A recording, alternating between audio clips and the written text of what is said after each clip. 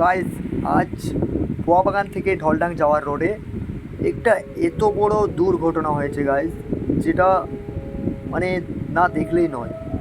তো আপনাদেরকে দেখাচ্ছি, আপনারা সবাই দেখুন ভিডিওটা। এই যে পোয়াবাগান থেকে ঢলডাং যাওয়ার মাঝ পথে দেখতেই পাচ্ছেন এখানে দু তিনটে গাড়ি লেগে আছে। তার মধ্যে একটা গাড়ি ছিল গ্যাসের গাড়ি, সেটা পুরো জলে ছাই হয়ে গেছে গ্যাসের গাড়িটা।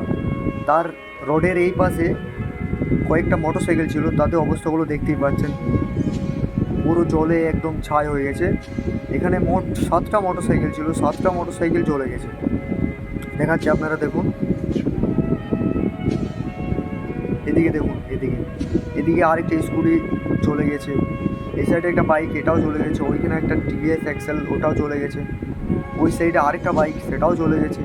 আবার ভিতরে যে দুটো বাইক আছে সেই দুটোও চলে গেছে। মানে ওই পার থেকে আগুন চলেছে, এই পার অবধি মোটরসাইকেল চলে গেছে।